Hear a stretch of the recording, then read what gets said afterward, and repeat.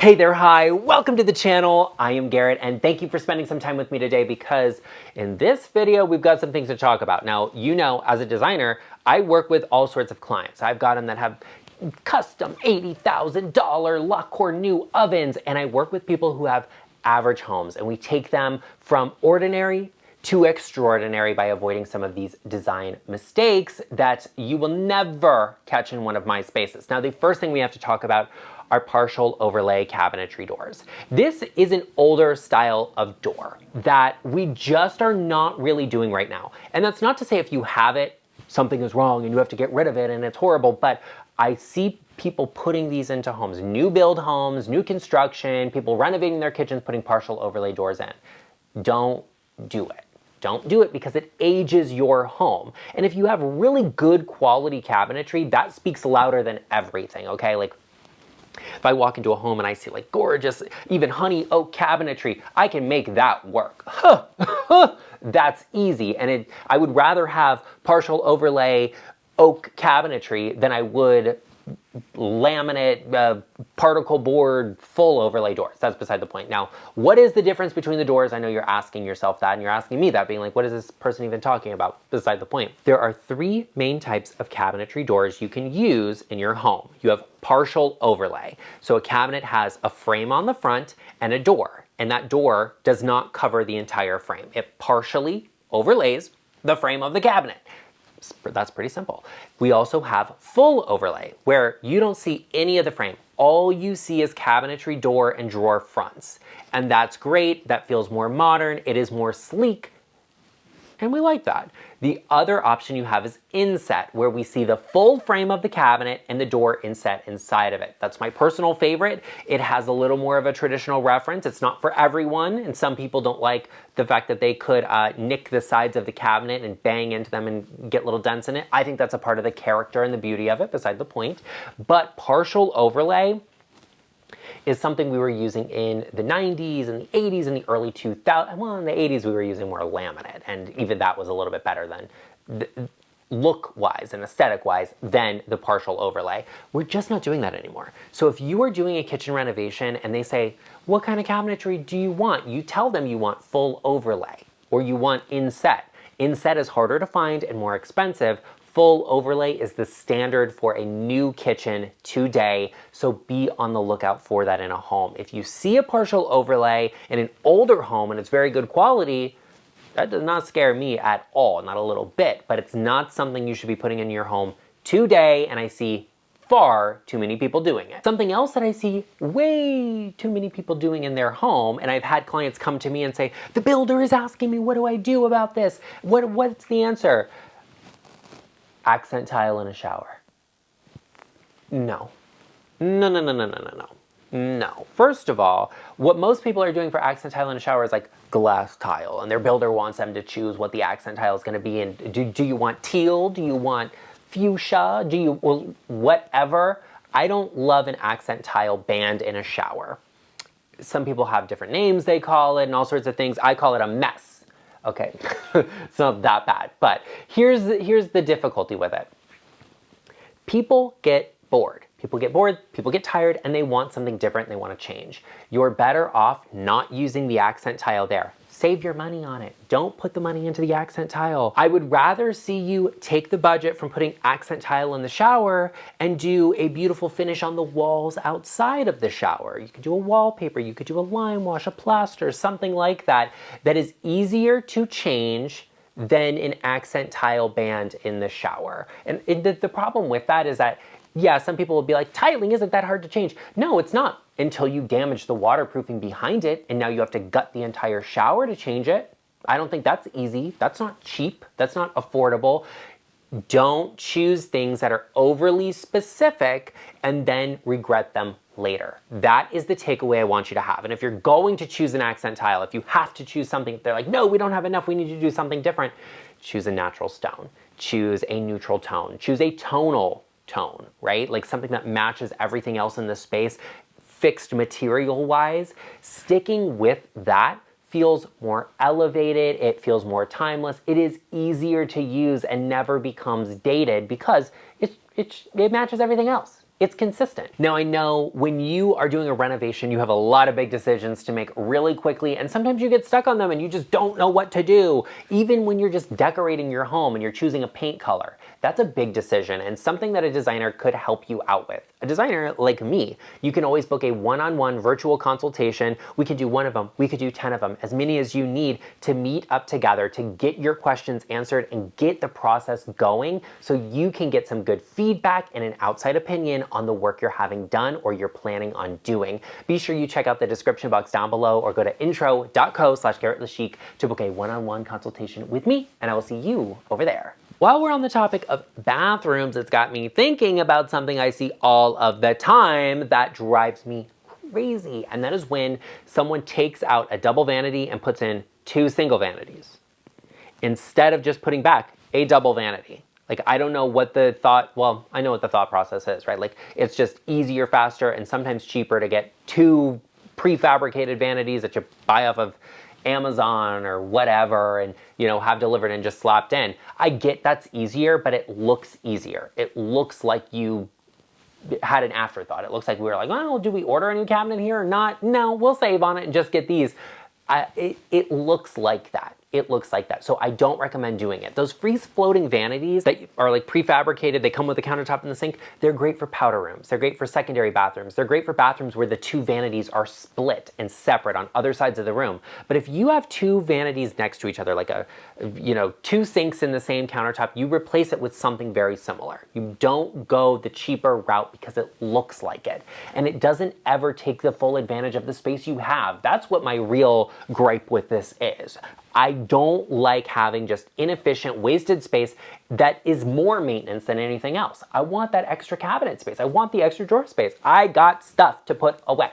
I have stuff. I need room for it. Even if it's a, his and hers, his and his, hers and hers vanity, maybe I'll encroach on, the other person's space. That it is what it is, but I need this space. We need this space. And that's also a great area for storage or putting whatever stuff. Like, we need it. I need the extra countertop space. Don't go with 2 vanities instead of 1 single one. That's so weird to me. And what I see a lot of times, and the cheapest possible thing you could do, are pedestal sinks. People will take out a double vanity and put in 2 pedestal sinks. No storage, no counter space. You're gonna tell me that you're not really like a lizard person? You're gonna tell me that you're a real human being and there's nowhere for you to even store the toothpaste? That's not disgusting. I don't like it. I think it's weird. Something is off about that. It looks like a cheap flip to me. And that's what you don't want your home to be. While we're on the topic of cabinetry also, this is turning into be a big cabinet video today. That's beside the point, but kind of love it because it needs to be exposed. Something people do, and a lot of builders do, a lot of people do when they're renovating their home, is they do not put a cabinet above their refrigerator. And I don't like that. I don't like it because as a person, I have things. I need storage space, and that is a prime place to put it. Now, I know what a lot of people think, and I know what a lot of builders think. Builders don't think about people that live in their houses. Like, let's be real about that. Or tract builders at the very least. They think about getting it done quickly and getting it turned over. Custom home builders, that's a different story. But they think, oh, well, nobody can reach that anyway. So, what difference does it make to put it there? And a lot of people will say, oh, I don't want to spend the money on the extra cabinet because I can't reach it anyway. You know what? There was a genius invention in 1862 that would give you the answer you need. The safety step ladder invented, or the patent is registered in 1862. Easy enough to get one, and you can access that. I don't go into my cabinet above my refrigerator every day. It's off-season things. I might keep my oversized roasting pan up there for New Year's when I make a prime rib, okay? I might keep the vacuum sealer for, if I go to Costco and buy a bunch of meat and stuff I want to freeze, I keep that up there. Those are the sort of off things that I don't need to have access to every day, that I put up there, that I can access if I need to, but I genuinely don't need to every day, and that's okay. Also, props to people that do a frame around the refrigerator. I love a built-in refrigerator, and that's great, but they are very expensive and not accessible to most people, and that's okay. If you have a very standard sort of kitchen, I don't really recommend you spend in the 5-figure range for a built-in refrigerator. Just doesn't really make sense to me anyway. So having a frame built for your refrigerator is a good way to get a more polished and finished look. I don't like seeing the exposed edge of an appliance, be it a refrigerator or an oven. That really doesn't do your space or your kitchen justice, having that exposed there. So try and dress that up as best you can, but have a look at this kitchen here. It's so weird. It's so strange. There's no cabinet above the refrigerator, so it's already a waste of space. Anything you put up there is just gonna get dusty and be a mess. And then if you look at all of the cabinets above the countertop that's actually there, they're all a different size. Some of them are backwards. You have to be working with someone you trust that can look out for you and say, that makes no sense. Why is that there that way? It does not look correct. It looks strange. It looks off. It's unfortunate and weird. Use every inch of space you have efficiently.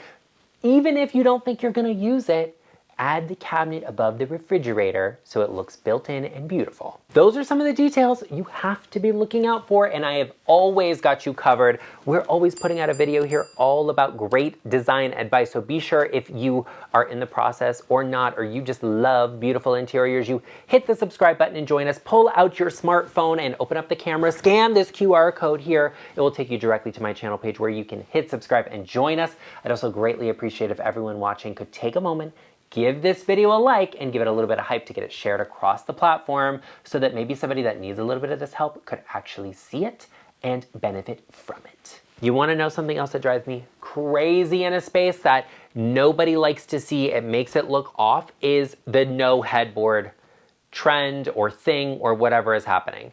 I don't get it. I don't understand it. Beds with no headboards, not for me, not in my space, not in my eyesight. I don't like that.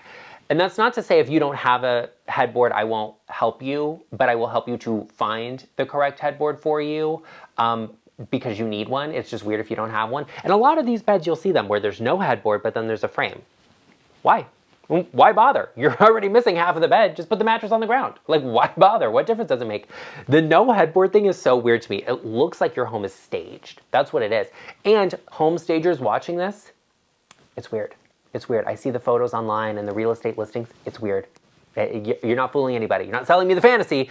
So it looks like you're selling me a dorm room. That's what it looks like.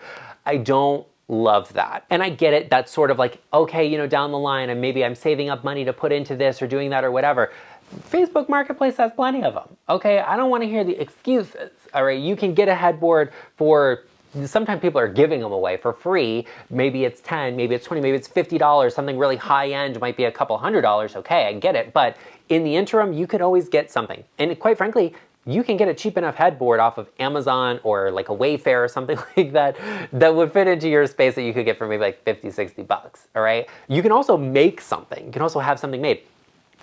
Get a duvet cover, a beautiful duvet cover in a pattern or a color you like, and then have a piece of plywood cut to size. Most hardware stores will cut the plywood for you. You go get some foam, you wrap it all up together, slip the duvet cover over it, boom, custom headboard in the exact shade that matches your space. Or you can get 2 duvet covers, one that matches. Oh, slay, love that. It's gorgeous.